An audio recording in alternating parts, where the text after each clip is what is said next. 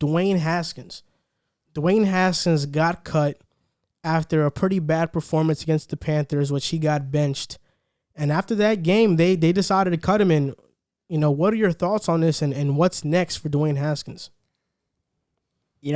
First and foremost, I have to say I was wrong. And I'll man up and admit it. I was 100% wrong when we had this discussion. What was that, 2 months ago now? 2 months ago. When he got benched the first time, and we had this discussion, and I said I liked what I saw in him as a guy, as a leader. I think he has all the tools to be a stud NFL quarterback. But my reasoning behind that, and I went back and I looked, and I tried to dig and find what I could about him coming into the NFL, but everything coming into the NFL was glowing reports about him. Urban Meyer said he was the greatest quarterback prospect he's ever seen. In a May 2019 article, Matthew Berry said, I thought, and this was him after he attended an NFLPA rookie premier event.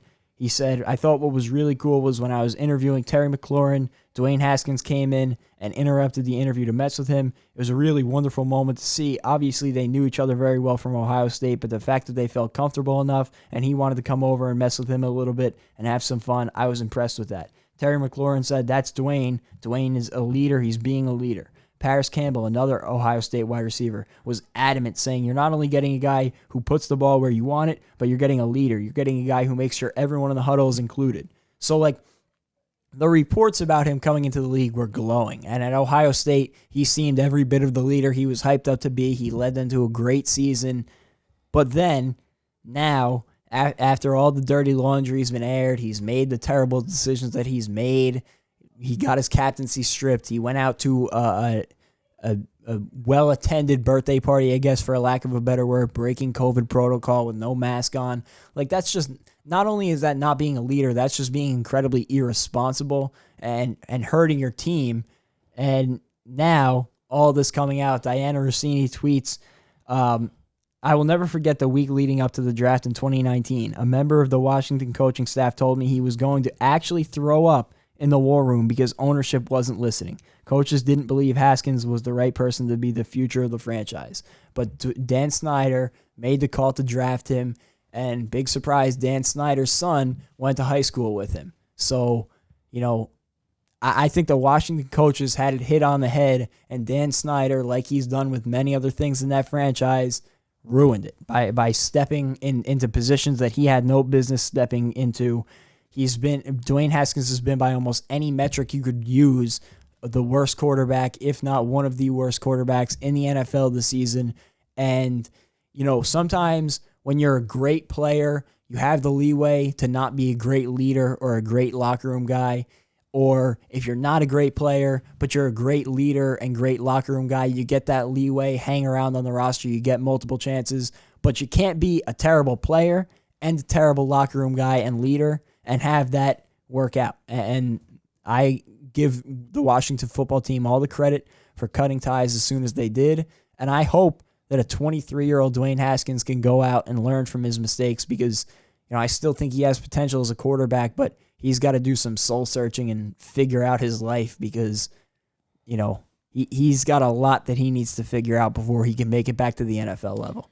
I don't believe anything that comes out of college circles that isn't coming from an insider, because I think everything that comes out of college circles, these coaches know that this is generational wealth and money for these players. They're not going to bash them in front of everybody so they don't get a shot. These teammates know this is bigger than them. This is to put their families in positions to, be financially stable. Anything you hear coming out of college that is in the public eye is almost 99% never going to be negative. With that being said, Dwayne Haskins, he got babied into the offense in Ohio State. Urban Meyer was on an interview with Dan Patrick, I believe, or Colin Cowherd, one of those, very early in the draft process and said, Dwayne Haskins needs to sit for a year. He's not ready yet because they babied him at Ohio State. And then at Washington, when you heard, there was reports on Washington, Thomas Davis had problems with him. He was bragging about his stats in a loss. Dwayne Haskins was. The thing about the strip club, look, I'm not really that mad about it. I don't really care.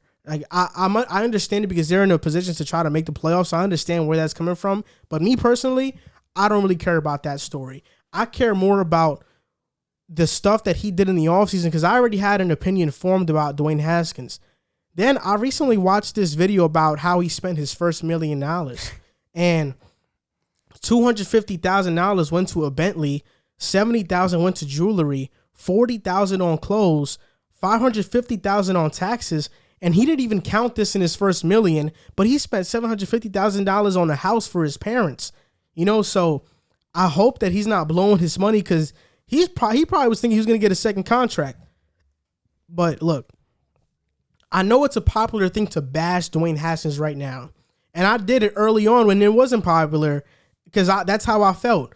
But on this segment today, I'm not going to bash Dwayne Haskins, and I'll tell you why. I feel like him getting cut is bigger than just him getting cut and him being a leader. Because I think he played bad against the Panthers, but I don't think he played that bad to get cut. I think him getting cut was because Dan Snyder is trying to create headlines surrounding the team that doesn't have to do with his sexual assault allegations and his ongoing court trial. That's what I think. That's my opinion. I didn't get this from anybody. That's just my opinion. But you've seen as things are starting to heat up around Dan Snyder, these reports out of Washington are coming. He's known to be a dictator. He's one of the worst owners in sports. He forced those coaches to draft Dwayne Haskins in the first place to create this hometown hero narrative. And do I think it's outside of him or beneath him to, once these reports are heating up, one of the witnesses said that Dan Snyder was harassing him and sent people to his Baltimore home. Do I think it's beneath Dan Snyder to tell the coaches and the GMs to cut Dwayne Haskins now? Because that's gonna dominate the headlines for the next couple of days or weeks. That's the only thing people are gonna be talking about. So I think it's a bigger part because even with these reports about Dwayne Haskins, not being a great leader or going to the strip club, it's not worth getting cut. As bad as they sound, it's not worth getting cut. They just took you with the 15th overall pick a year and a half ago, and they're cutting you? When has that ever happened in the NFL? Ryan Leaf, who was a terrible quarterback, got like 4 seasons before he was cut. Jamarcus Russell got like 3. So, and Dwayne Haskins, I know they're trying to make this comparison. Dwayne Haskins is not Jamarcus Russell. No. Jamarcus Russell was like, Dwayne Haskins came into shape.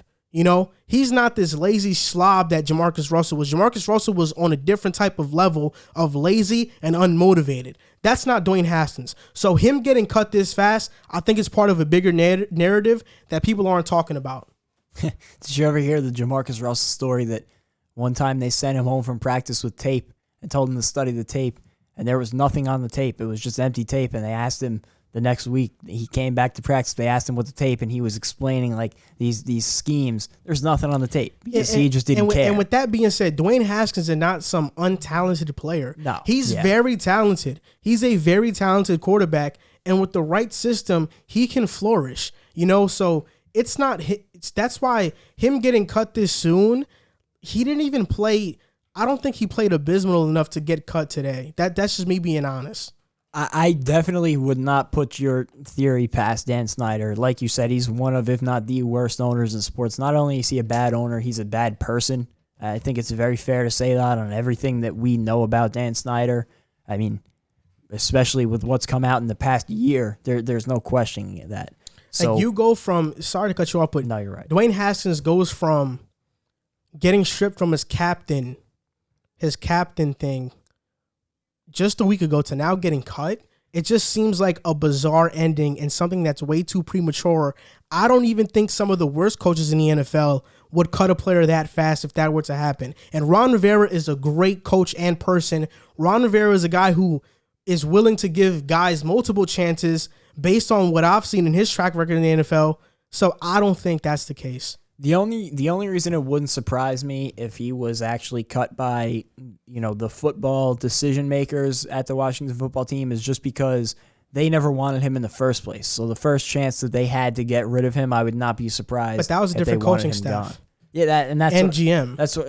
So this front office, this coach has no ties to him. The original coaching staff didn't want him. So I definitely think that the fact that there was no ties to Dwayne Haskins made it easier to cut him, especially after everything he's done this year. Not only has he played bad, but he's made bad decisions. Like you said, the reports that have come out have been nothing but negative in his rookie season, so it wouldn't necessarily it did surprise me, so I shouldn't say that it wouldn't surprise me, but I don't think it would be the craziest thing in the world if it was just them cutting him because of what he's done. But I will say this could be the biggest blessing in disguise for Dwayne Haskins, because if they gave him 3 or 4 years of doing whatever nonsense he's been doing, he would be wasting the prime of his career, the prime of his life, just being a mess up.